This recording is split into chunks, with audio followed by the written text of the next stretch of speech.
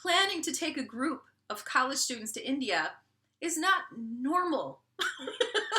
It's not a normal thing to what to do. Over the last few years, I've inadvertently, as part of my job, developed sort of a unique set of skills that I thought the community at large might be interested in. So I thought I'd do a series of videos about it and kind of see how it goes. So this first video will be talking in a general sense about my short-term study abroad program to India. I'm a professor and I take a group of students to India basically annually, other than the last few years when a lot of things got canceled. I'll talk all about that. But for this video, I wanted to generally talk about our study abroad program at my college. I wanted to talk about how I got the program started in the first place. I wanted to talk generally about the stress of planning this and some challenges that I've had just in a really general sense, because this is going to come up in lots of videos in the future. And lastly, I want to talk about why I continue to do it. Why do I continue to do this to myself? All right, so Carthage College, the college where I teach, is highly dedicated to increasing students' global perspectives. We want to make sure that students are more culturally open-minded or more exposed to different cultural points of view than when they began their college career. We really are very devoted to the idea that if students get out of their home country and travel to different countries, it will do a lot in opening up their minds to different global perspectives. Carthage College has a number of professors that take students all over the world, oftentimes during J term, which is our January class session. The normal sessions in spring and fall last about 15 weeks, a regular term for a college semester. J term is shorter. It's about 4 weeks. It's very intensive. It's oftentimes the only thing that students are doing that month during January. And you have, as a professor, you have the ability to either stay on campus and teach a very intensive course, or take students overseas and give them a different perspective in a different country. So I knew when I got hired at Carthage, this would be part of the expectation that I would likely be developing an overseas J-term class, because I really love to travel, and we're about to go again. It doesn't look like it's going to be canceled this time. So in about 2 months, we're going to be heading out to go to India.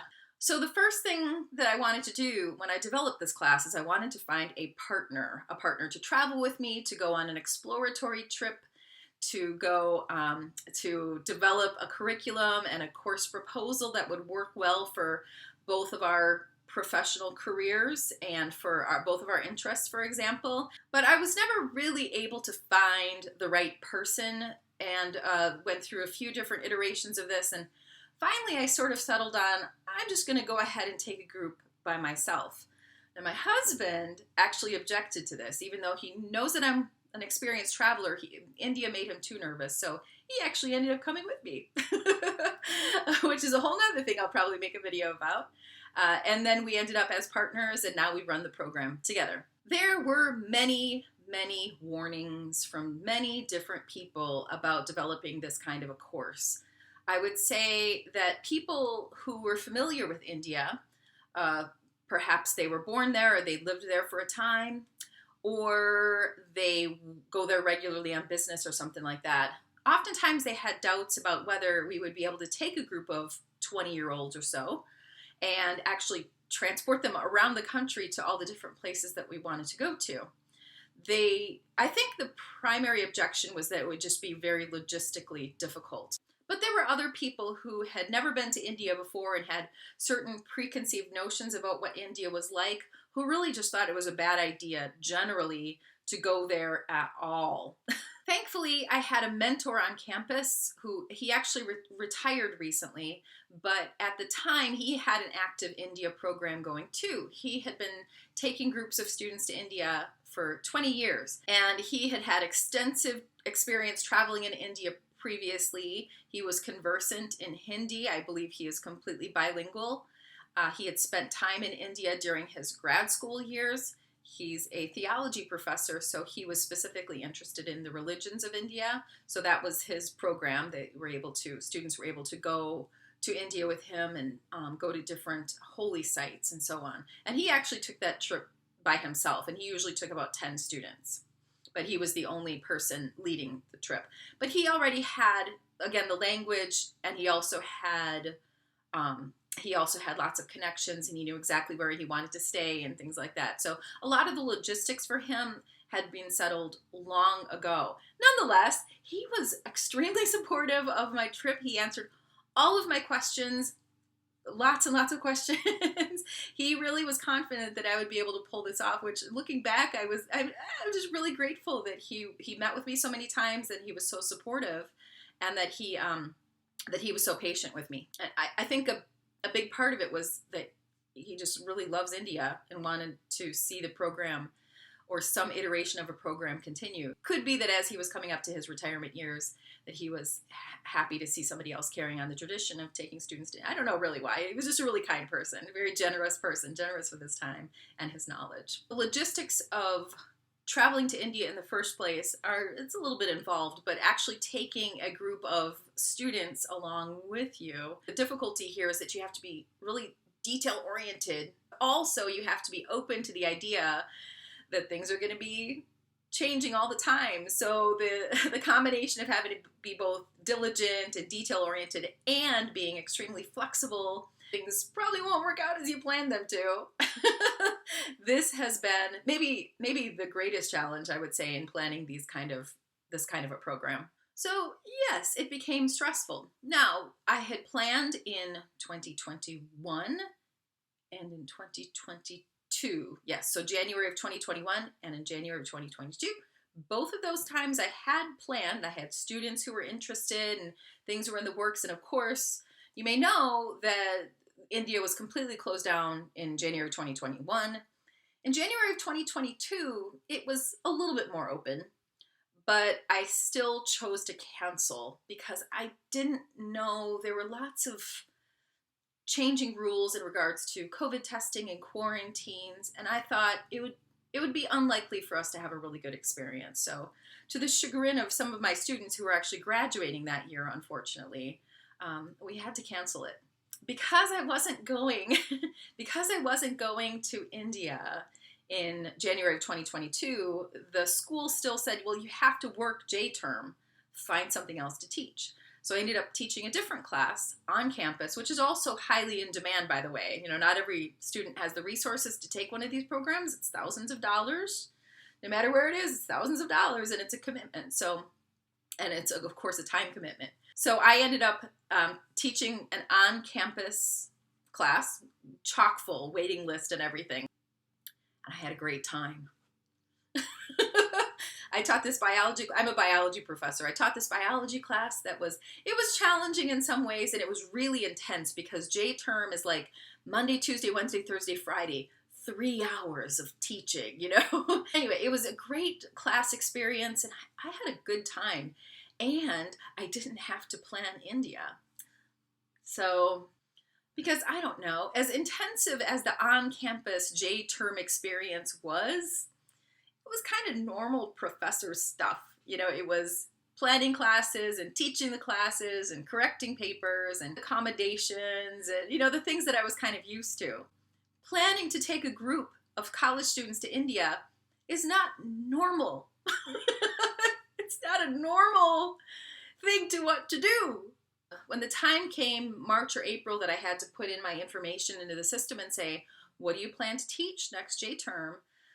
I kind of just wanted to stay on campus and not travel and not deal with all the things that had to do, you know, that had to do with going overseas during J-term. I just didn't want the stress of it, and so I thought maybe what I'll do is I'll just go ahead and teach that on-campus class again. The reality is I love traveling and I love spending time with students. And I love India, and so does my husband, and it is something that we look forward to quite a lot. I guess what I'm saying is I was really at a crossroads. How much did I love traveling to India? How much did I love making this class available to students? And I think that's kind of where it came down.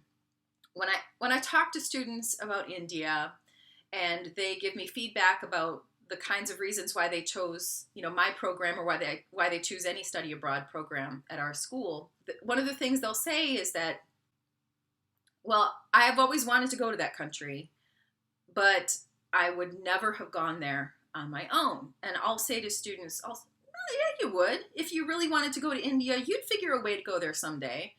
But the reality is they may be right. You know, I think the years can kind of get away from you. You graduate from college, you go to grad school, you start a family, you know, you have a different type of vacation that you do with your family.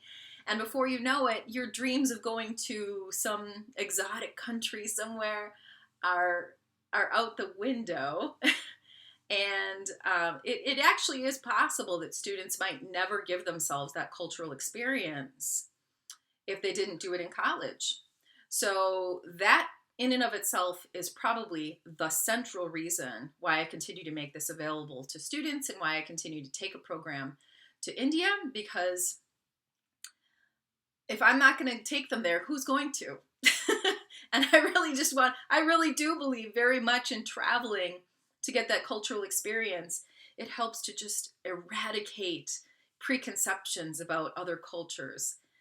Just being there, you'll have a totally different perspective on what people are, what a place is like, what discomfort is, what culture shocks are.